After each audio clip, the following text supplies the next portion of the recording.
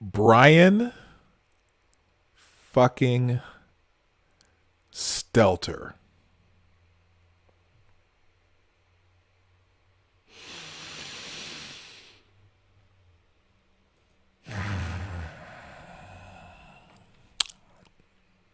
Play the intro.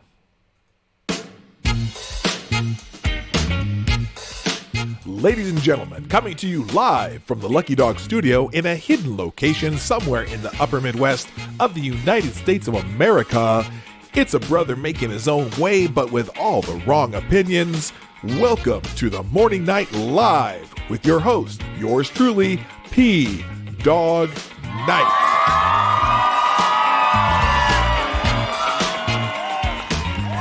All right, stop the music. Hi, everybody. Welcome to the Morning Night Live with yours truly, Dawg Knight. I got my cup of reparations coffee, and I am ready to go. The famous cup that the boy sent me. Great dad joke. Hi, everybody.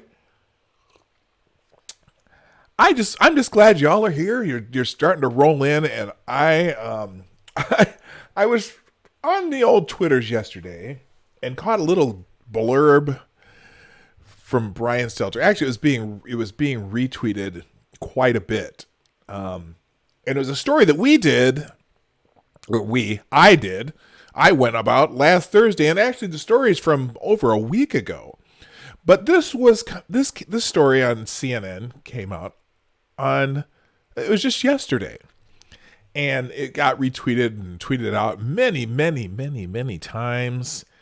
And so we're gonna start with that one today. But before I start, I want to say hello to everybody who's already here, and I'll try to keep track as people come in. But good morning, Chicago Mike, who did beat Corbin, who was second, even though he threw first up there. But Chicago Mike just edged you out. It was like boom boom. Chicago Mike, Corbin, C. Thomas, Golf City Peasant. Good morning, Sarah. Good morning. Excuse me. Good morning, Norman Keena, and Rolling Bear. How you doing? Good to have you back. And people are just slowly rolling in. We'll just, we'll say hi as people come in. But I want to get right into this story because it's fascinated me how this story was presented by Sarah Murray, who I'm not familiar with, and keener than most, yes. And Brian Stelter, who wrote the article. And this, remember last week we were talking about that jackass Jacob Wall, and we had him on. It was on FTG Thursday, in fact, give me another FTG for Jacob Wall because he's a jackass, and he's not someone I want representing my side, so to speak. He is absolutely a jackass. But anyway, so CNN, I don't know why it's on CNN Business, but anyway, that's where it is. Brian Stelter is involved in writing this article. Anatomy of a Smear. How far-right websites spread a fake story about Pete Buttigieg. Buttigieg? Anyone know how to say his name? If somebody can spell it phonetically, give me an FTG though for Jacob Wool, because we've already done that. We spent an ample amount of time on Thursday giving an FTG for Jacob Wool. He's a jackass. But let's just go through this story because it's fascinating that Brian Stelter would write this story, and so I just want to glow in this because we talked about this already. This is a story about how political operatives tried to take down a presidential candidate and ended up just humiliating themselves. It's almost hilarious that's the opening line on that statement, because if you didn't read that knowing that it was on a CNN headline, what would be the first thing that came to mind? This is a story about how political operatives tried to take down a presidential candidate and ended up just humiliating themselves. Sounds like the last 2 years. Oh my gosh. But it's also a story about how a smear was spread by right-wing websites and was cleaned up by newsrooms that took some time to check the facts. Don't worry. I'm gonna get to the point eventually here. On April 29th, someone shared a post titled "Pete Buttigieg sexually assaulted me" on Medium, a site that lets anyone upload stories, essays, and other bit of text. This is an attack on sites that let you post things without CNN's approval. Good morning, Shia Grath. How you doing?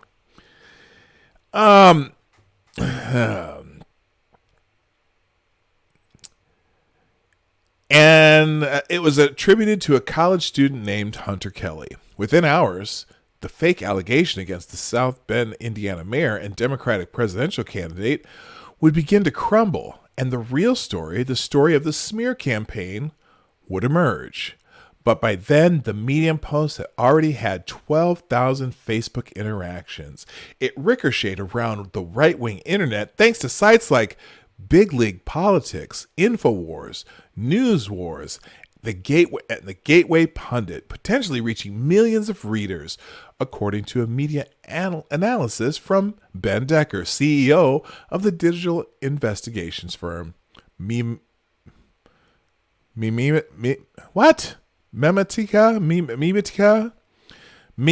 whatever. According to Kelly, the scheme started when Jacob Wohl, can I get an FTG for Jacob Wohl? Because we've already, I'll be happy to do an FTG for Jacob Wohl over and over and over, even if it's not FTG Thursday. FTG for Jacob Wohl. By the way, hit that share button real quick. Get some people in here.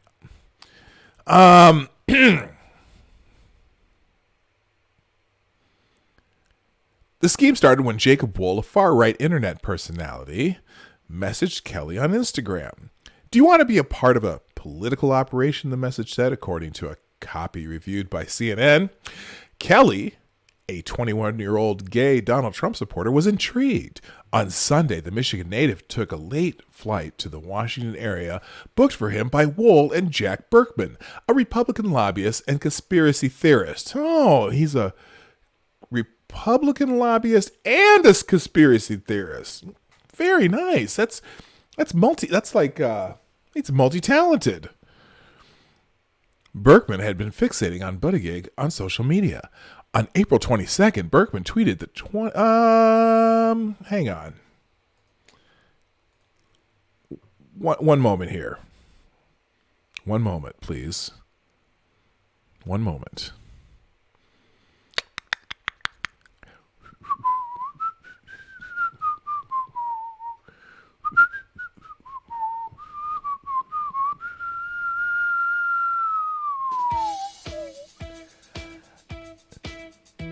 I got to do this story with some funk in the background. Let's get back to the story. So, we're back on our multitasker and multi-talented person, Berkman. When Kelly arrived, he was taken to Berkman's home. In a later interview, put it back up here. In a late interview with CNN, he alleged that Wohl and Berkman wanted to take down Buttigieg, whom they viewed as President Trump's top threat in 2020. Now, what the hell made them think he was the top threat? But I digress. Hi, Richo. How you doing? Berkman had been fixating on Buttigieg on social media. On April 22nd, Buttigieg retweeted, "2020 is shaping up to be more exciting than 2016. Looking like it will be Trump versus Mayor Pete. Get the popcorn ready," he mused on his internet radio show that Buttigieg had eclipsed Beto O'Rourke as the star of the Democratic field. For one day, MC, hammer time. Can't touch this. By the time Kelly arrived at Berkman's house, it was the middle of the night, Kelly said, but they spent the pre-dawn hours Monday going over their plan anyway. Wool showed Kelly a draft of the Medium post. Kelly said he told Wool, "I was incredibly uncomfortable and not on board with their plan." It was late when Kelly went to sleep. When he woke up around 11 a.m. Monday, he said Wool had already posted the article under Kelly's name. Next thing I know, Jack Berkman is telling me how I am a star and people are eating me up, Kelly said, adding that he felt sick to my stomach about the article. Kelly accused the men of creating a fake Twitter account under his name, Real Hunter Kelly, and sharing the link in the article. Twitter later suspended the account. David Wool, Jacob Wool's father, was also quick to share it on Twitter. Reporters from mainstream news outlets saw it, and some newsrooms, including CNN, sought more information. But they held off on publishing or broadcasting anything, given that the claim was out of the blue and completely unsubstantiated. Some right-wing websites, however, ran with it right away. Mayor Pete hit with a Me Too allegations of sexual assault, InfoWars wrote. Democratic darling Pete Buttigieg accused of sexual assault by a 21-year-old from Michigan, said Gateway Pundit's headlines. Interesting, they're not. Let's see. They linked. No, they didn't. They didn't link. There is an important distinction between sort of. Okay, look what they link. Okay, so here's the article. It says. So they have some right-wing websites, however, ran right away with it. Mayor Pete hit with Me Too allegation of assault. InfoWars wrote, and they give a link. So you would assume they would give you a link to the article that InfoWars put up. No, here's the link they put up. They put a link up to a CNN article about Mueller report. Brother of Seth Rich calls on those who push conspiracy theories. What? Why did they link to their own article? What the F are they doing? And notice they don't link the Gateway Pundit article. Here, around 2 p.m., 3 hours after the allegation was posted, Buttigieg held an unrelated Q&A with reporters in New York City. Mayor Pete, do you have anything to say about the allegations, a reporter said? Oh, quote, "Oh, I'm sure it's not the first time somebody's going to make something up about me," Buttigieg said. It's not going to throw us. Politics can be ugly sometimes, but you have to face that when you're in presidential politics. Now, before I go on, let's just think about this a little bit. So when CNN saw this, and granted, I looked for this story on the Gateway Pundit. It wasn't there. Maybe they took it down. I know the story that I read on Thursday, that website had already corrected the article, saying that these guys were, these idiots cooked this up. In fact, all last week, people were already saying that, this is a bullshit. This whole story is bullshit. Daily Beast already had something about it. I mean, not that Daily Beast is a right-wing website, but we've known for a good, before this article came out, that 5 or 6 days, that this was bullshit. Okay, and we already, in fact, as you know, on Thursday, Jacob Bull was the top subject on FTG Thursday. So. But I'm looking at this going, wait a minute. Brian Stelter of CNN, has a show called Reliable Sources, complaining about how far-wing websites spread a fake story about Pete Buttigieg, because this jackass, Jacob Wool, and this other jackass, Berkman, made up this fake story. And hey, arrest those assholes, put them in trial, throw them in jail, or whatever you got to do, whatever it takes, because they're assholes. But it's so weird, because what have been some of the top stories on CNN in recent history? Well, the Russiagate story, but that's been the top story. There's been an investigation. We get that they had that wrong, but they were cheerleaders.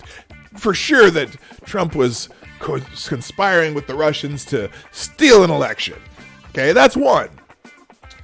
Oh wait, didn't CNN weren't they one of the networks that ran with the Covington Catholic kid story that the kid in the MAGA hat was harassing the old Native American gentleman, just doing a gentle drum ceremony with his peace drum?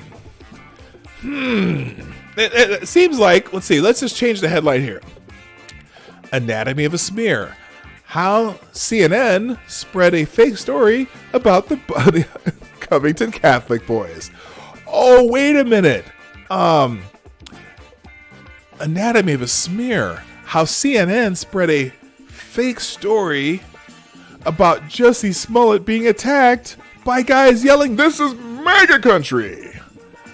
Anatomy of a smear. How CNN spread a fake story about then candidate Trump telling Michael Cohen President Trump telling Michael Cohen to lie in front of the Congress or to the FBI. How many stories has CNN spread that were completely and utterly fake? But here's what's happening here. If you haven't noticed, CNN has been on a full court press against its competitors. You know, like the articles they've been writing about how, the fake news and conspiracy theorists and right-wing people on Twitter, they have constant articles about that, and every time they write an article, someone gets banned, or they have, different organizations get banned, and it's amazing that Brian Stelter has the cojones, and I'm just using cojones because yesterday was Cinco de Mayo, the cojones to write an article about spreading a fake story. How many fake... I'm sure you all can come up with at least one fake story for each person in my chat today that CNN has peddled over the last year or 2 years or whatever. But anyway, so that's... I just thought I'd start with this lovely, lovely BS story. By the way, I said hi to Richard. Good morning, Seamus Derby. Good morning, Opinionated Scotsman. Good morning, Maddie. Good morning, Smarty Bear. And I already said hi to Shiograph, but I'm going to say hi again. So anyway, I just was gobsmacked when I saw this story yesterday. Switching accounts to upload a video. Oh, Maddie's house. Oh, I've never seen that. Maddie's House of Geek. I'll have to check out your channel. Good morning, his kitten too. So anyway, that's my favorite story from the weekend. But by the way, speaking of the Covington kids, and now there was this fake story about the Covington kids, and let's just talk about that. So this is up in the Daily Caller today. CNN. I'm pretty sure most of you probably saw the video of the Muslim Islamic Center in Philadelphia where they had the kids singing such a lovely song, just a lovely children's ditty, all together doing a performance, and it was fantastic. Where they were in the Islamic Center talking about chopping off people's heads and shit like that.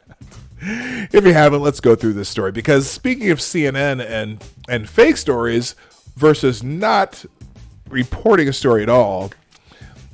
Now, CNN wrote over 20 articles on the Covington Catholic students. Ignores Philly Muslim Center children chanting about chopping off heads. This was just lovely. Now, I'm going to give you a small disclaimer. I don't know. I am not anti-Muslim. Just saying. I just got to say that. I work with some Muslims. They're very nice people, very hardworking. I work, there's, when I was doing loans, I did several loans for Muslim people who, when I was doing home loans. And I have nothing against Muslims, but let's just read this story because there are certain factions that we should probably be worried about. Let's just be honest. CNN covered the January controversy surrounding Nick Sandmann and his fellow Covington Catholic school students 23 times. More than that. If maybe that's just online.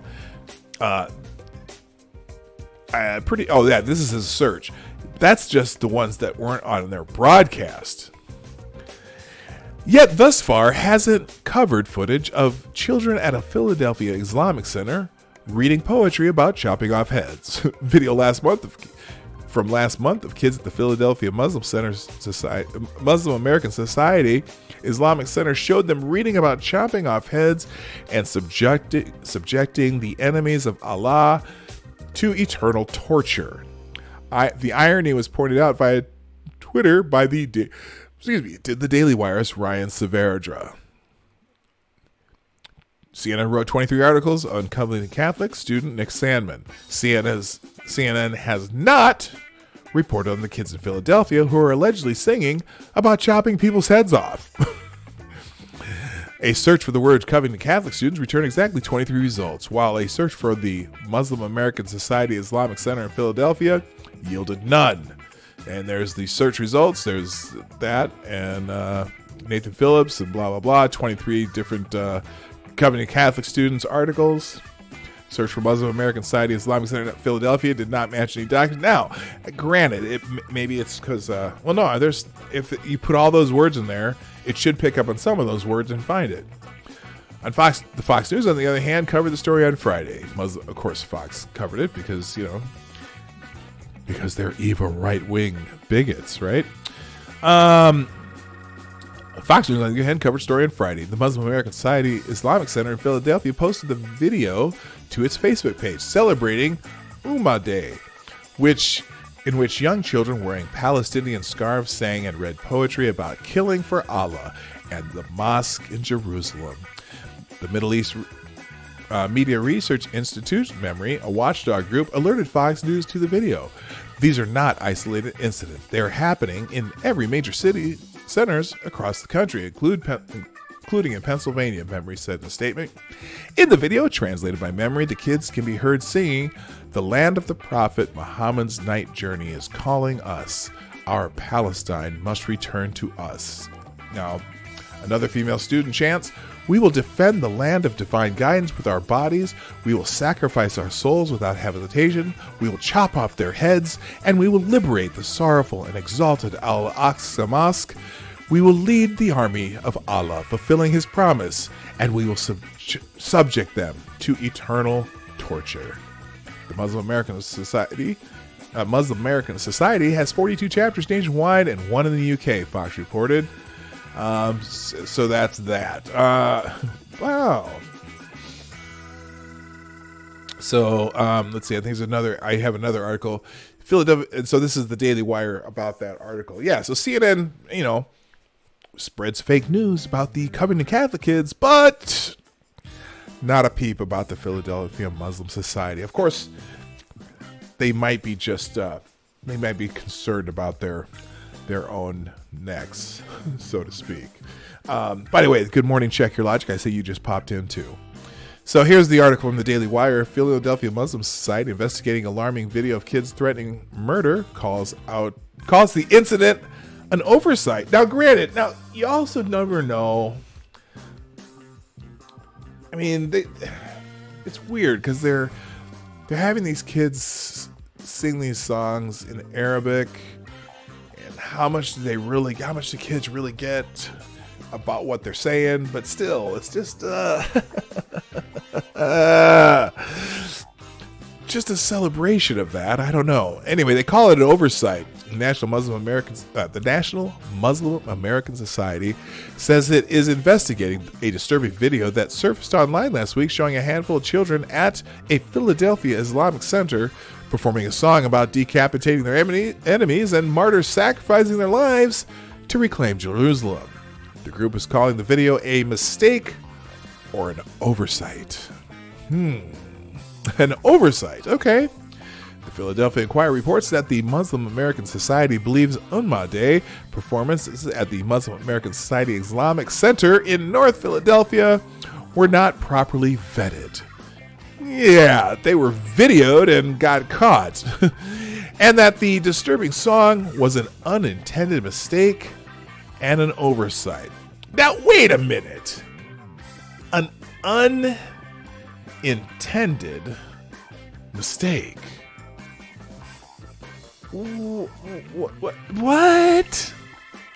Didn't they have to teach the kids the song? Did the kids make up the song themselves?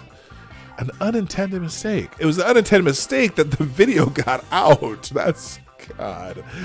The Daily Wire's Ryan Saavedra, reported on the video late last week, which featured children dancing in unison and singing that they would chop off heads for Allah. And I'll just skip that. Anyway, yeah, it was an oversight, just an oversight. Oh, good God. Okay, so that's enough of that kind of theme today. Let's, good morning, RBA. Good morning, Maniac Man. And good morning to my daughter. Sounds like a language barrier. No, it was translated, actually.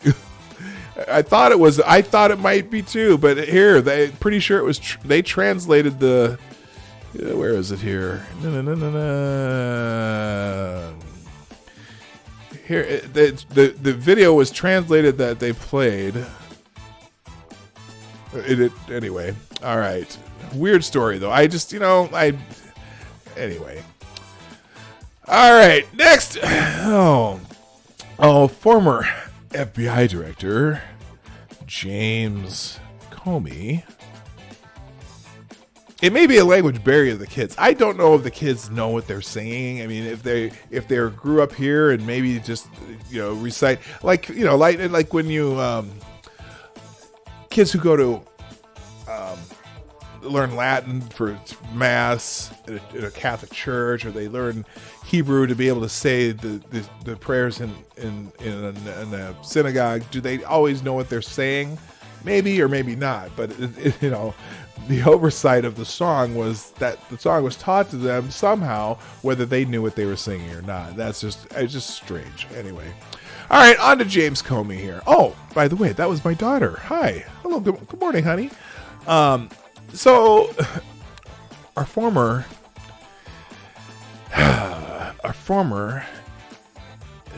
was he James Comey? What was he? He was the FBI director. So in a recent, this is a little update on James Comey, who I think James Comey knows he's in trouble. He's been speaking out a lot lately, but there's no doubt. We already know for a fact, because he told us that he did this, that he leaked some classified information to the New York Times. And so that's a no-no. And we know he did that because he already told us he did it. And that was part of the reason that there was the uproar and the whole Russia investigation and things like that. So it's not a secret, but I think he's starting to figure out that may cause him some trouble. And so this is an interesting article from Victor David Hansen. In a recent op-ed, fired FBI Director James Comey was back again preaching to the nation about the dangers of Donald Trump and his capacity to corrupt any top-ranking federal official of lower character than Comey's own. Oh yes, Comey is the utmost of virtue and purity, and we should always make sure that we try to emulate the ultimate virtue of James Comey. Oh, come on, Comey. You're the head of the FBI. You know there's something wrong with you. There's just a little problem with you anyway. Anyway, Comey seems to have become utterly unhinged by Donald Trump, which, a lot of people are. I get it. There's whatever. Especially when the president, in his thick Queen's accent, scoffs in the vernacular, quite accurately given the transgressions of the FBI hierarchy. I'm having trouble talking today. About crooked cops. What an affront to Comey's complexity, his subtlety, his sophistication, his feigned Hamlet-like self-doubt. at least as now expressed in his latest incarnation as Twitter's Khalil Gibran. I don't get the joke there. Here, let's see what that links to. Oh yes, so many questions as he looks lovely into the trees. So many questions like, yeah, we're not going to talk about when Laura Loomer confronted him. Anyway, one can say a number of things about the timing of Comey's latest sermon and his characteristic projection of his own sins to others. First, Comey's unprofessionalism was homegrown and certainly did not need help from President Trump. His schizophrenic behavior, both as a prosecutor and investigator in the Hillary Clinton email matter, stop calling it an email matter. It's not an email matter. It's a classified information, mishandling of classified information matter and an obstruction of justice matter. That's a question I want to ask. I wish I was in one of those Senate hearings, because I would ask somebody, somewhere, anybody. In fact, maybe even when Mueller goes to goes in front of the Judicial Committee at Congress, is destroying subpoenaed information, data, and devices, would that normally be considered obstruction of justice? That's one of those things nobody wants. I don't know why anyone doesn't want to ask that question. I'm sure somebody's going to ask that anyway. Good morning, St. Fugi. How you doing? Anyway,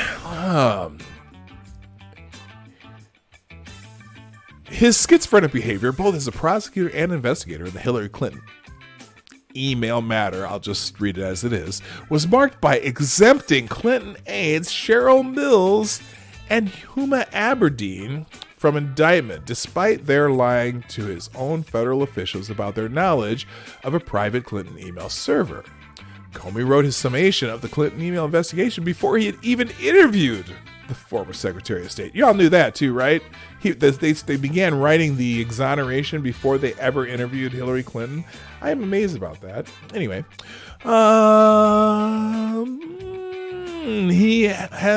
he was hardly independent from a recused Attorney General, Loretta Lynch, in the Clinton email investigation. As her rubbery courier, he bent to her directives on all key decisions that led to de facto exoneration of likely next president, Hillary Rodham Clinton. Second, Attorney General William Barr is soon to receive a number of criminal referrals from Congress. He already has. Inspector General and perhaps other prosecutors. He won't allow collusion hysteria to cause him to recuse himself in the manner in which Jeff Sessions sidelined himself and elevated Rod Rosenstein.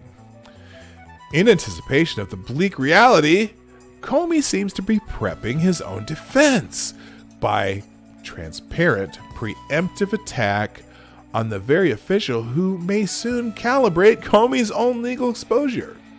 Comey should at least offer a disclaimer that the federal prosecutor he is now attacking may soon be adjudicating his own future, if for no other reason than to prevent NAIF from assuming, I don't know what that means, that Comey's gambit of attacking Barr is deliberately designed to suggest later on that Prosecutor Barr harbored a prejudicial dislike of likely defendant Comey.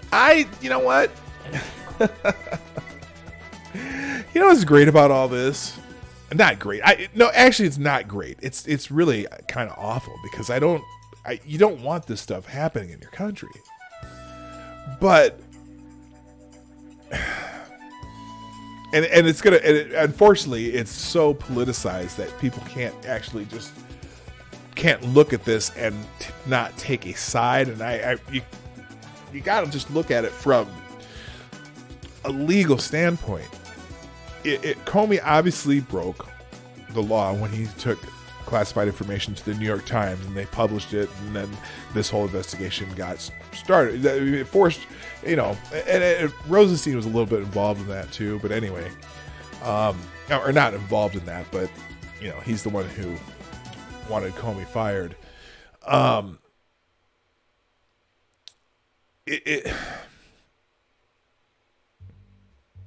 Never mind. I'm going to move on. How ironic that Comey, who used to lecture the nation on obstruction and the impropriety of Trump's editorializing about the Mueller prosecutorial team is now attacking or perhaps obstructing. Yeah, Trump was attacking by commenting on things. Trump was obstructing. Well, now Comey is commenting on things. Isn't that also the same kind of obstruction that they're accusing the president of? It is. Or perhaps obstructing the attorney general before he was even issued a single indictment, or before he has even issued a single indictment. Yeah, that's what the whole thing with the questions in the Senate were too. When Kamala Harris was questioning Barr, has the White House caused you to, or suggested that you investigate anything, any of these people, anyone, any people? And the problem is they've already begun investigating those people. They've already have criminal referrals because Devin Nunes sent up criminal referrals. Mark Meadows sent up criminal referrals. There have been several, and the Inspector General, and they're already investigating some people, and he didn't want to say that because that's an ongoing investigation. So he probably couldn't really answer that question. So he kind of played dumb, sort of. Or he answered it in a way that he answered it but didn't answer it. And there's also, when the Inspector General report, they're kind of waiting for that report to come out because there's probably a whole bunch of problems with that. And I'm pretty sure the Inspector General is going to have criminal referrals. So this is all happening behind the scenes already. They've already kind of made that clear. And then the third thing, Comey somehow remains seriously delusional about the abyss between his sermonizing and his own unethical and likely illegal behavior. Right. Remember, James Comey assured the nation that the Steele dossier, contra to the testimony of a supporter Andrew McCabe, already facing criminal referrals, was not the chief evidence presented to the FISA court, but it was the only evidence. That's funny. Plus that stuff with Papadopoulos, that's a whole other story. That is likely untrue. And if it's not, Comey's other evidence he presented is likely to be just as compromised. Comey misled the FISA judge by not admitting, one, that he submitted his dossier evidence, that his submitted dossier evidence was compiled by a contractor paid by Hillary Clinton. Two, that ex-British spy Christopher Steele's work was unverified. Three, that Steele's relationship with Comey's FBI has already been severed due to Steele's unprofessional behavior. And four, that submitted news accounts of collusion were in circular fashion based on the dossier itself. Had Comey's behavior ever become standard procedure in FISA applications, there could no longer be a FISA court. Yeah, because all the information. Hey, good morning, Zombie Teddy. Yeah, that's the other thing. The Steele dossier. They leaked the information to news people. Then they came up with this Steele dossier, and then they say, "Oh, we're reading the Steele dossier. Oh, well, here it is in news reports." God, unbelievable. Anyway. Comey also misled about his meetings with President Trump, as memorialized in his now infamous memos. He briefed the president on the Steele dossier without telling Trump that it had been paid for by Hillary Clinton. That's the other dirty thing. That's just, it was they know that it was paid for by the Clinton campaign and the DNC through the Perkins Coie law firm, through Fusion GPS. There's a paper trail. They know that this all happened. It's not even a question. Comey also likely lied in telling Trump he wanted to brief him on the dossier in worries that the press might otherwise report on it first, which they already had. In fact, his meeting with Trump, by design, was the necessary impromptu the press had been waiting for to leak information from the dossier, which shortly followed, because they already had it. Comey likely misled the president, thinking both he was not under investigation by the FBI and that the FBI hierarchy did not leak confidential information to the press, which they did, we now know. In fact, neither assertion was true. Both his deputy, Andrew McCabe, and Comey himself were chronic leakers. Comey swore under oath that he had never authorized anyone in the FBI to leak to the press, while his deputy McCabe swore in contrast that Comey was aware that his subordinates were talking freely with the press in order to leak information selectively. One of those people are absolutely lying. 'Cause they contradict each other. It's amazing. When he was no longer a U.S. government employee, Comey illegally took personal possession of at least 7 confidential memos of presidential conversations written on FBI time and equipment, and thus still government property. He leaked at least 3 memos that were likely classified, apparently to seed his narratives to the media and to prompt the appointment of a special prosecutor as payback for his own firing.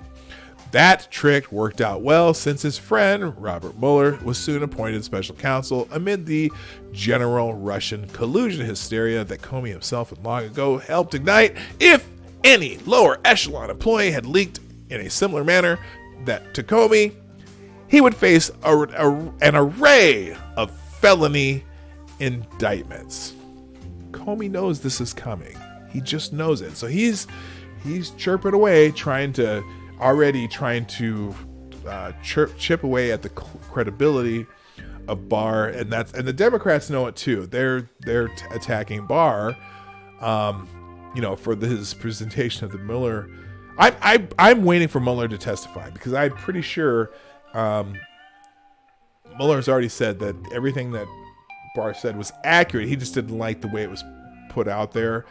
He wanted his own summary put out there. And instead of doing that, he wrote his own summary and then put out the entire report at once, summary and all. I still haven't figured out what exactly he was misleading people about. Yes, even his summary was quoted from the report. So I guess I'm waiting for someone to just tell me. I'm just waiting. I don't know. Anyway, this article goes on and on, but to make a long story short, Comey's playing CYA, and he absolutely may need to CYA because just because. And we may eventually have an FTG for Comey, although we couldn't. You know what? If you want an FTG Comey, go ahead and put it in the chat. That's fine. I'm fine with that. I have no problem with that. All right, so now, before we move along, it's time for me to shill a little bit. Again, welcome to Morning Night Live. Now, I put a different little clicker up here because I'm trying to, let's just put it this way. The Morning Night Live is brought to you by you, the viewers of the Morning Night Live. Down below, down there's a little arrow that says share. Please share this out with people you love and people you know and people who think like you and people who don't think like you. I would love to have some dissenters here too. I come one, come all. The more the merrier. Also, down there, you can subscribe if you haven't already done that. And also, you can hit the like button. Just interact. You can hit like, you can hit dislike. I'd rather you hit like. But you know what? Interaction's cool. When you're not, if you watch this after the show, if you watch old shows, throw a comment in the comment section. Say hi, just to say hi. Let me know. Hey, I showed up later. That'd be great too. And then also, we do not do super chats via YouTube because I'm not monetized yet. But if you really want to, if you want to contribute to the program and could make sure that I have incentive to keep doing this on a daily basis, there's a link down below for my Streamlabs link where you can donate, and we do super chats through there, and we do donations off hours through the Streamlabs link. Sarah has been so kind to put it in the chat, so if you have something you really want, you really must make sure that I get out there, go ahead and do a Streamlabs super chat. Okay. All right, moving on. Let's get into a little Twitter trends, because that's what we do here. We try to find out what people are going to be talking about for the rest of the day. So let's get into Twitter trends real quick. I'm going to just click over here, and that's that. Thank you, by the way, for Necro and St. Fugi and Tyler for retweeting out the links to the show today. Let's get into Twitter trends. I think there's going to be I think there's something happening in the world that I'm pretty sure it's gonna trend all day. There is a royal baby, ladies and gentlemen. The Duchess of Sussex welcomed their first child, a baby boy.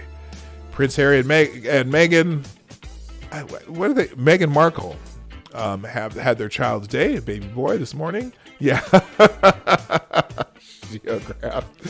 Yeah. Here's the deal. I could not care less. But the entire world is going to be talking about, it's a boy! Meghan, Duchess of Sussex, has delivered a baby boy! CNN article. Here we go. Meghan gives birth to a baby boy. Meghan, Duchess of Sussex, has delivered a baby boy. The newborn. Oh, shut up. Where the hell's that sound coming from? Get off my screen. Oh, here we go. Shut up. There we go. This is from Sussex Royal. We are pleased to announce that their Royal Highnesses, the Duke and Duchess of Sussex, welcomed their firstborn child in the early morning on May 6, 2019. Their Royal Highness's son weighs 7 pounds, 3 ounces, just a tiny little thing. Both my kids were 10 pounds. Let's see. The Duchess and baby are both healthy and well, and the couple thank members of the public for their shared excitement and support during this very special time in their lives. More details will be shared in the forthcoming days. Isn't that special? All right. I don't care. I don't care. That's not how the song goes, but that's how the words, that's how that one line goes in that song. Yes, let's move on from, what the hell happened here? I'm supposed to be in, there we go. Let's get back into Twitter trends. That was number 1. Number 2, Spider-Man Far From Home. Uh-oh. Apparently the first post-Endgame movie of Marvel. Oh, wait, what's this? Oh, Joe, don't care of the UK. Yeah, I'm right with you there, Seamus. Oh, Mirror Royal. What? What's that? Hang on a second. Hang on. I gotta go over here. Click there, because I want to see what you. Oh, I see. Let's see. What do you got here? I want to read this. Oh, Megan's fans. Oh, this is cute. Apparently, according to the Mirror, Meghan's fans convinced she's having a girl after spotting a clue in the Queen's car. Well, so much for that. Wrong. What was the clue? Let's see. I don't care. No. I'm finished. All right, close this. Okay. All right. Meghan. Let's see. This is the article from. When is this from? What day is this from? This is from 2 days ago. Okay, let's read it. Meghan Markle and Prince. Shut that up. Okay. Meghan Markle and Prince Harry have said they don't know if their royal baby is a girl or boy, but many of their fans don't believe them. You know, you're just about to have birth, and most people, you know, when you get the ultrasound and they can say, oh, you either see the turtle or you see the something else, and you know it's a boy or a girl. Did they not know that? Do they have ultrasounds in Great Britain? I don't know. Let's see here. They have been on the lookout for sort of clue or hint about the gender of the newest member of the family. At least you know what? Oh God! At least they didn't say they're going to raise their child gender neutral. I don't understand that. Anyway, I kind of do, but I don't. I understand what they're saying, but what's the point? Anyway, the latest sign that the royal baby has already been born, even though the palace has said Meghan categorically not given birth, this was 2 days ago, was a slow-moving Bentley being escorted towards Windsor Castle. The driver, Timur Ali, who saw and filmed the escort, was originally convinced the Duke and Duchess of Sussex had welcomed a baby girl and that the motorcade was the couple on their way home from the hospital.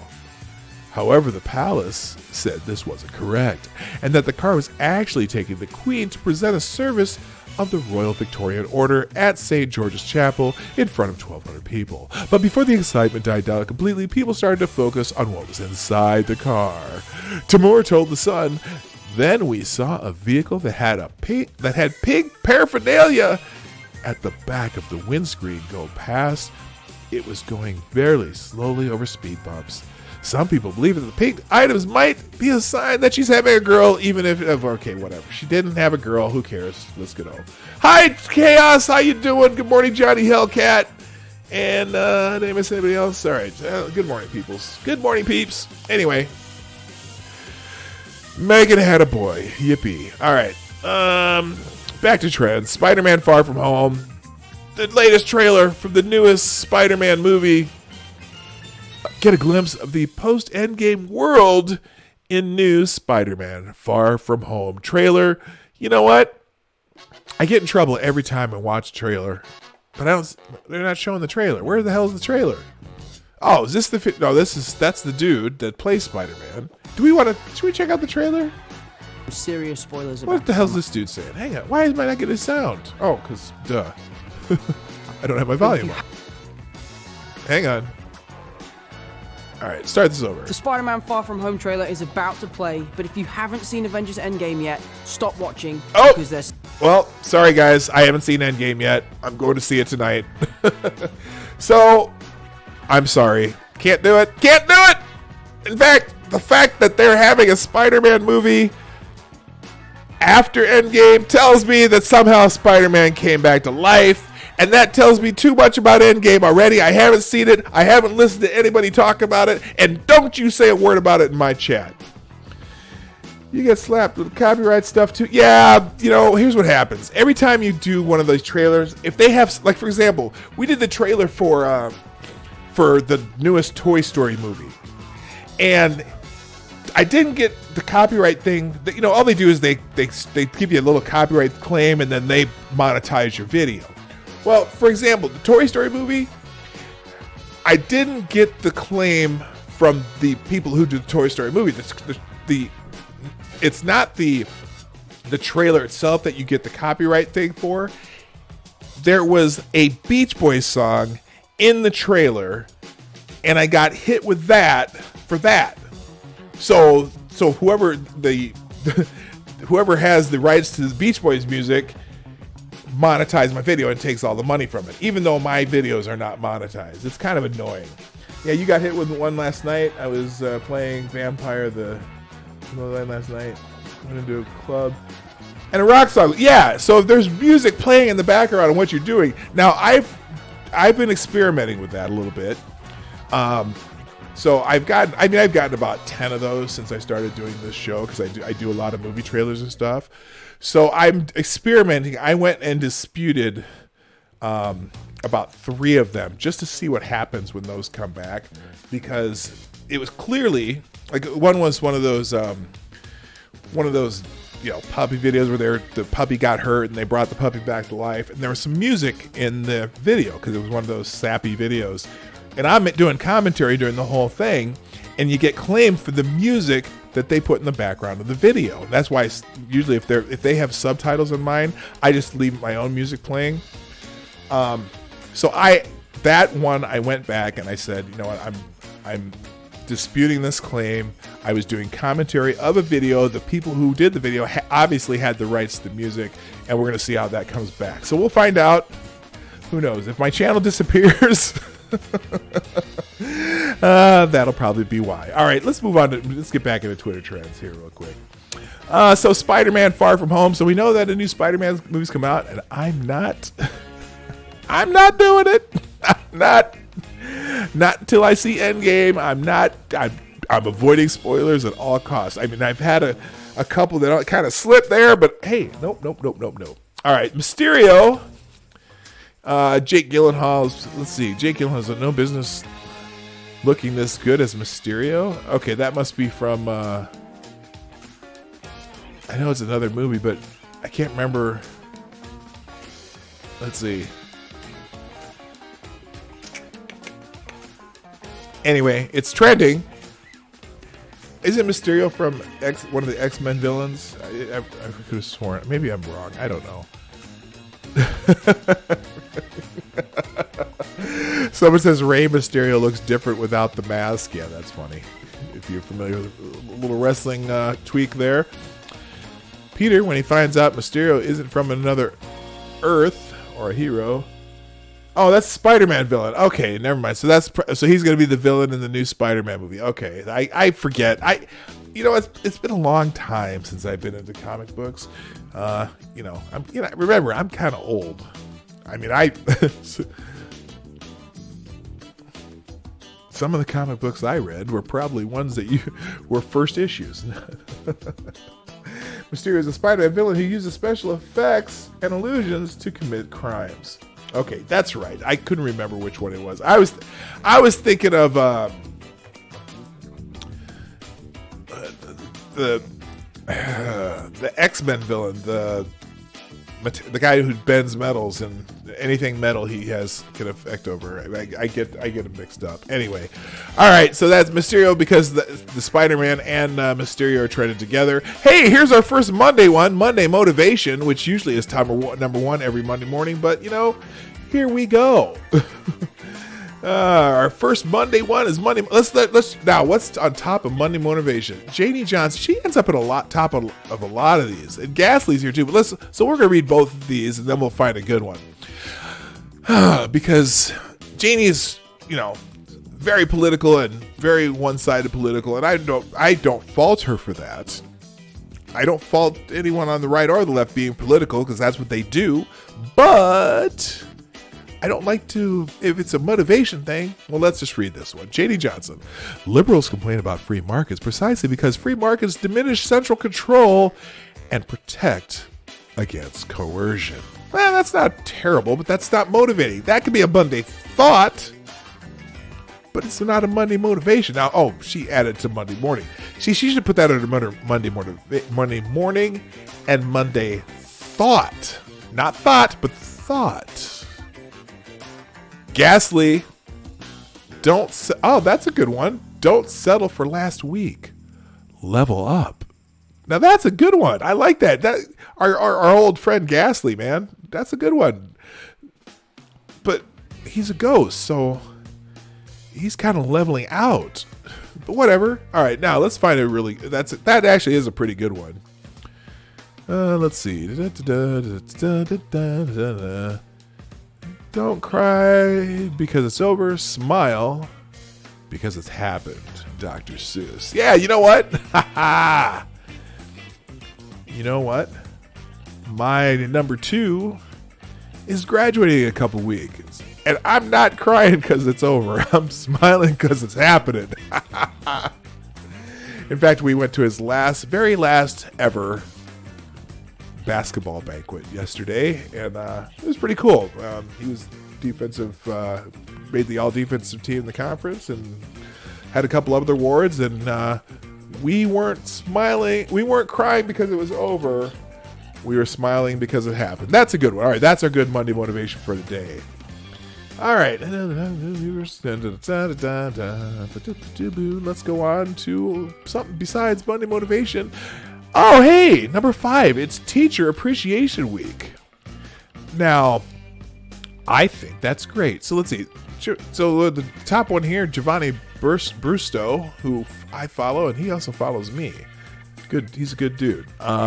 This is Teacher Appreciation Week. So try to take a teacher out to lunch. They're underappreciated. They're an underappreciated profession, as we just reached a 10-year staffing low in 2016, and there was a 35% drop in people studying to be teachers from 2009 to 2014. So make sure to thank a teacher. You know what? Absolutely agree with that. It's a tough job. And you know me, I've kind of said this before. I don't necessarily, I mean, yes, there are some teachers who are not good. It's absolute fact. But I don't necessarily believe that our education problem in this country is all the fault of the teachers. We have this terrible mindset in this country that we're just supposed to say, hey, here, there's our kids, go teach them something.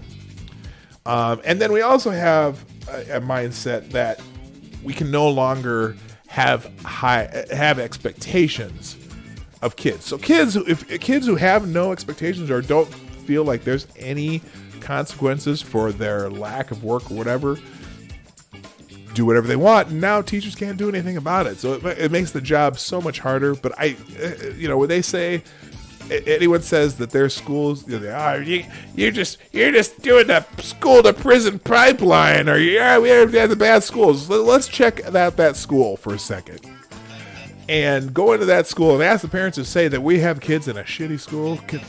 Can you ask them? Well, let me ask you this: is there any students from this school who have successfully moved out into the world, have maybe perhaps gotten a good job out of high school and been successful, or perhaps gone on to college and been successful, or perhaps got into a prestigious university out of your supposedly crappy school? And the reason I asked that is because, over the last several years, you always see these stories about the kid who got into all 8 Ivy League schools, and they just happened to be the top student at maybe one of these so-called crappy schools or something like that. Or is anyone from your kid going to were the opportunities there for them to learn, and they just have a culture of where they don't want to learn? It's parents, it's kids, it's teachers, it's everybody should be involved. And a lot of times it's parents who just don't give a shit. They just say, oh, here, take my kid and take care of him, and you need to teach my kid something. Well, did you teach your kid to respect that teacher? Did you teach your kid to respect the idea that learning, you can learn? Did you teach that kid, instead of telling them that, because of whatever situation they're in life, did you teach that kid that they're a victim? Or did you teach them that they can be powerful, they can learn, they can, if they do this, if they do X, Y, and Z, then they will be more successful in life? And did you instill that into them, or did you tell them, well, you got to go to school because you got to go to school? And then the kids say, well, I don't give a shit about school, and then they don't want to learn it. Did you have expectations of them? What I find is kids and pets will rise to your expectations. They just will. If you have expectations of them, they will rise to that occasion. So that's my thought. But it is Teacher Appreciation Week. Please, please, please make sure that you thank a teacher today. Maybe I was lucky that I had great teachers, or just maybe I'm lucky that my parents had super high expectations of me, and so I always did well in school. I don't know. That's just kind of it. Number 6, Starbucks cup. Oh, what now? Looks like someone left a coffee cup on the table in Westeros. What does that mean? Oh, no. Some eagle-eyed viewers think they spotted something that doesn't belong in the latest Game of Thrones episode. Does that look like a Starbucks cup to you? Look at this picture. That's hilarious. Potential spoilers ahead. As viewers tuned in to watch the aftermath of the Battle of Winterfell unfold, some eagle-eyed fans believe they spotted a prop that doesn't belong in the Game of Thrones universe. Looks like a Starbucks cup. That's hilarious. Here it is. Look at this. They forgot a Starbucks cup on the table while filming. Look right there. Has the plastic lid and all. Oh, that's funny. That's hilarious. It may not be number one, but people are going to be laughing about that all day. All right, moving on. Let's see what's after Starbucks Cup. Monday morning, we're going to skip that. Michael Cohen's going to jail today. He's headed to prison. Bye, Rebecca. Or what's that? Bye, Felicia. Bye, Felicia. President Trump's former lawyer, Michael Cohen, is scheduled to report to prison on Monday to start his 3-year sentence. That would be today.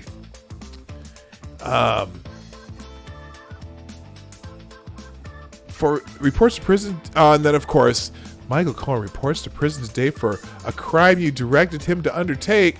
No.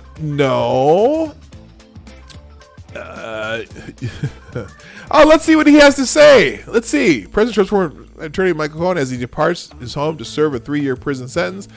I hope that when I rejoin my family and friends, that the country will be in a place without xenophobia, injustice, and lies at the helm of our country. You know, Michael Cohen is an interesting fellow.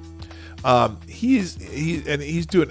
Let's see. Let's just hear it. I want to hear it from his own. Jim, that was trembling looking lips. out live pictures. This is in New York City and Manhattan. Michael Cohen, the president's former attorney and fixer, is walking out of his apartment about to make a statement before he goes to jail. Let's listen to this live. I hope that when I rejoin my family and friends, that the country will be in a place without xenophobia, injustice, and lies at the helm of our country. There still remains much to be told, and I look forward to the day that I can share the truth. And thank you all very much. You know what's fascinating? Jim, that was a short but incredibly significant statement. We're going to keep you on these says- live pictures of Michael Cohen there. The president's attorney. That the country will be in a place without xenophobia. Okay, what's the biggest xenophobia in the country right now? Number one. What's the most xenophobic thing that people talk about in the country right now? Let me see if you know where I'm going with this. Morty Chadwick. Let me see if you know where I'm going. See if you can figure out where I'm going with this. What's the one country that we have the most discussed xenophobia for? It's quiz time. Also, let's finish this statement. Injustice and lies at the helm of our country. There still remains much to be told. Okay, so if there's remains much to be told, shouldn't you have already told that to the FBI? That's what I don't get. He keeps saying, "Oh, there's all this information. There's all this. I have all this other stuff." Yeah, y'all aren't even close. Number one, who's the country that we hear the most about right now that we're supposed to fear? And we're supposed to, they're our mortal enemy. They're our greatest adversary.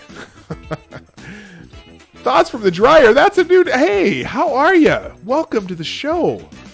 I'm not sure if I've seen you. You must be one of those lurking. Ding, ding, ding, ding, ding. Thoughts from the dryer. Got it. Russia. Yeah, Michael Cohen says, he has all this stuff that he still has that, will put Trump under. Shouldn't he have already given that to the FBI by now? I mean, wouldn't you think that if he has all this stuff that he would have already done it? Sorry, Michael Cohen. It's unfortunate that I'm not thrilled that our president was associated with this dude, but whatever. Anyway, let's moving on. Michael Cohen, Nick Fury's trending because he's also going to be. Plus, Nick Fury shouts, "Bitch, please! You've been to space." I'm not doing it. There's Nick Fury right there, so he's going to be in that Spider-Man movie too. But I'm not doing it because I'm not doing a spoiler before I see Endgame. Sorry, folks. No more Marvel. Duchess Megan, she had a baby. Multiverse probably has something to do with. No. That has something to do with it too. Royal family, nope. I'm done with them. They had a baby. Nora, CBS News announces staffing changes on flagship broadcast. Yeah, didn't Nora, what's her name, get dumped from the CBS morning show? Oh, Nora O'Donnell's moving to CBS Evening News. Good for her. That's a great, I'm assuming she's going to be the anchor. That's a great promotion for her. I'm not a fan of her. You know, if you ever watched her, I see CBS This Morning quite, at least on Fridays when I go to breakfast before I do my show on Friday mornings, and they always have the CBS Morning News on, or whatever. What's CBS Morning Show? And she's, you know, she's just like every other reporter, but good for her anyway. Major changes, announces staffing changes at its flagship broadcast. I think so. Nora O'Donnell's going to anchor the CBS Evening News. Oh, O'Donnell becomes the third woman ever to assume weekday solo anchoring duties for a network evening newscast. Huge congratulations to her. Very well deserved. She's like all the rest of them on the major news networks, but that's okay. Gayle King's going to be. Apparently, they had some supposedly bad blood between her and Gayle King. Who cares? Who knows? Willie Mays is trending. It's baseball, you bet. Birthday to the great Willie Mays, 1951 National League Rookie of the Year, 2-time National League MVP, 24-time All-Star, 12-time Golden Glove center fielder, Hall of Famer, true 3D superstar. Willie Mays from the San Francisco Giants, one of the greats of all times. Is he alive though? I don't know if Willie Mays is still. Yeah, he's not. He's still alive. 4-time stolen base leader, 1979 Hall of Fame inductee, 660 career home runs. He was amazing. He was amazing. He was a great player. I think was he still playing when I was a little kid? I don't know. It might have been the end of his career, but if you ever watch highlights of Willie Mays, one of the great baseball players of all time. Say, hey, Willie, won't you hit one for me? Have you ever heard that song? Spider-Man, okay, enough of that. Wesley Walls. What's Wesley Walls? Why is Wesley introducing the 2019 Hall of Honor class? Steve Smith, Jack Delhomme, Jordan Gross, Wesley Walls. Wesley Walls got a call in the right time. I don't know. What? Pro Bowler. Is that... Okay. Anyone follow bowling? Anybody follow bowling? No, I don't know. All right. Gary West. Maximum Security will skip Preakness, owner to appeal disqualification. Oh, yeah. This is the horse that got disqualified in the Kentucky Derby.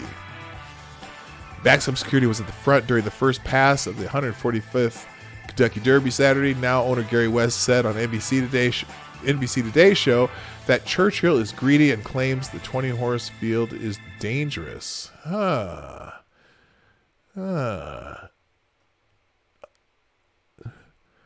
greedy for running 20 horses in the Kentucky Derby. Also reiterates what he told me yesterday, that Maximum Security won't run in the Preakness. Yeah, I'm sure that they're not happy that happened, but you know what? That is a fault. You veer and you obstruct another horse that way, and that is a fault. He left his line, and that's what happens. You know, it's kind of sucks because it's the first time it's ever happened in the Kentucky Derby. But you know, what are you gonna do? What are you gonna do? All right, and that's it, Spidey. And then National Nurses Day is the last thing on the top 19. Today is National Nurses Day. This day kicks off National Nurses Week, which ends on May 12th, the birthday of the founder of modern nursing, Florence Nightingale. Oh, I see. May 12th is Florence Nightingale's birthday. Today, everyone is encouraged to acknowledge the vital role nurses play in society. So I'm going to wish my wife a happy Nurses Day because she is an RN. And she runs assisted living facility as the director of health operations. So that's very cool. That's happy. So yeah, nurses are, it's amazing. A lot of the care you get when you're in the hospital or whatever, most of the care you actually get is from the nursing staff and the medical assistants and things like that. Yes, the doctor has obviously the vital role there, but so do nurses. And so if you know anyone who is a nurse, tell them thank you too, just like you would thank the teachers today. So cool thing. Oh, here we go. Today's National Nurses Day to kick off National Nurses Week. This week begins each year on May 6th and ends on May 12th, Florence Nightingale's birthday. Happy National Nurses Day. All right, so lots of things saying thank you to nurses. What? Wait a minute. A great nurse who paused her career to become a big star in adult entertainment. Once a nurse, always a nurse. Who the hell? Kendra Lust. Okay. All right, so there's your Monday thought, too. Okay, so that's it on Twitter Trends today. Let's see. Let me check and I get caught up in the chat here. Oh, man. Oh, you know what? This is an interesting article by Scott Walker. I forgot I put this one up here. And remember we were talking about how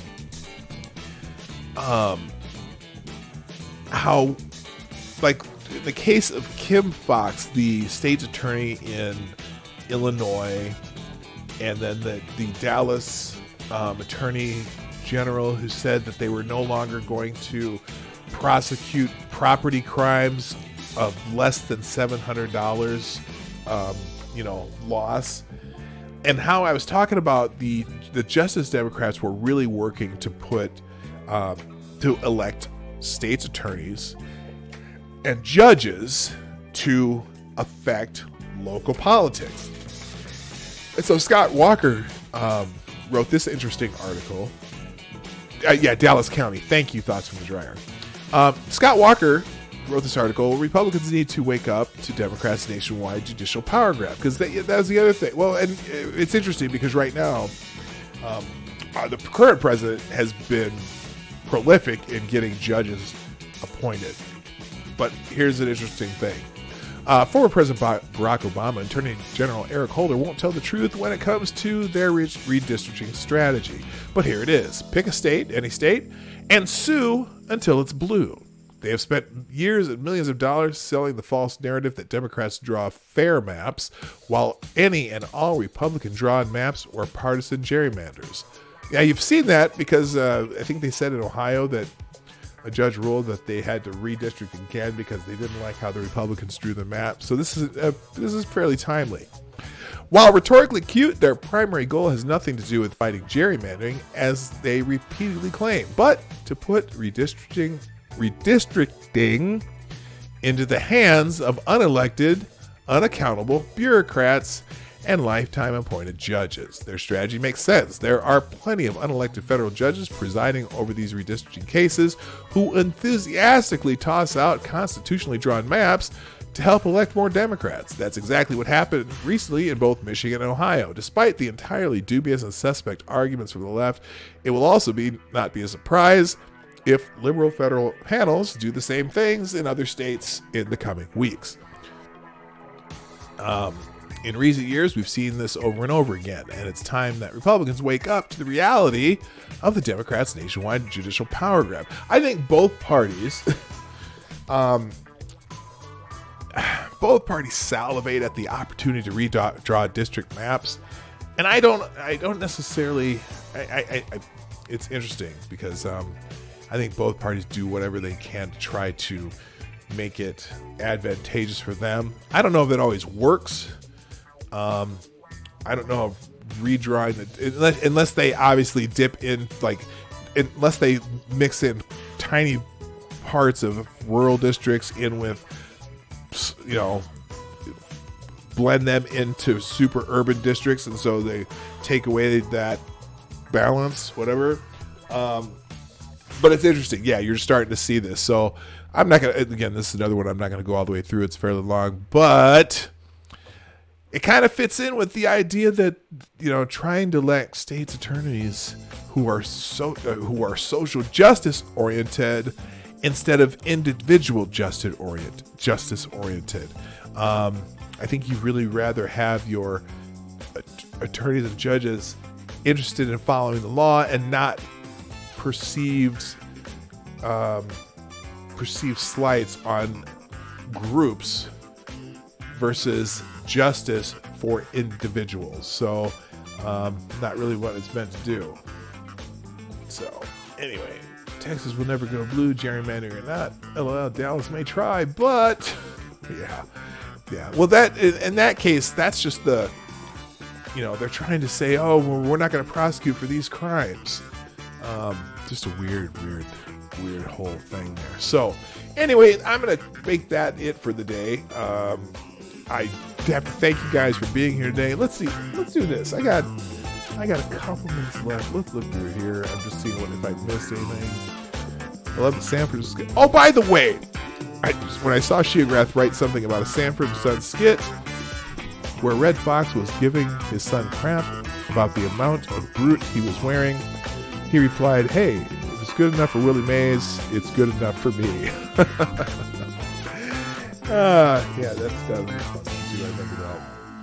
Red Fox replies the effect, and that's why he's always slip sliding around the outfield. LOL. Okay.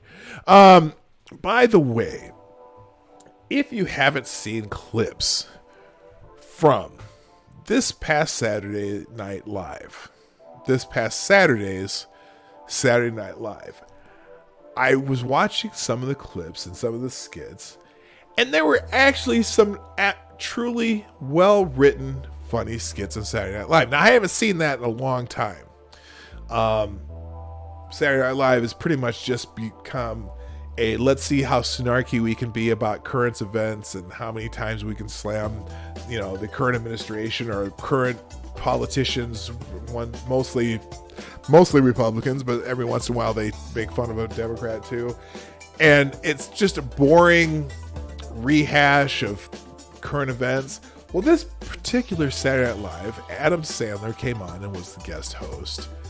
And they actually wrote some really funny bits this time. One in particular that I thought was hilarious was they had a reporter reporting from a war zone, and they could not get through. For some reason, their equipment was not working, so the reporter had to do his report from a cell phone using an internet app. And that's all I'm going to say about it. Look that one up. In fact, maybe I can look that one up right now and put a link in the chat. It was quite funny. And I haven't laughed at a Saturday Night Live skit in a long time. At least the ones I've seen on the internet. Here, let's do this. There we go. Saturday Night Live, Adam Sandler. I'll put a link to it in the chat. It was an action. Here it is. Warzone Reporter. It's called War Pro. Here, let's mute that. Pause.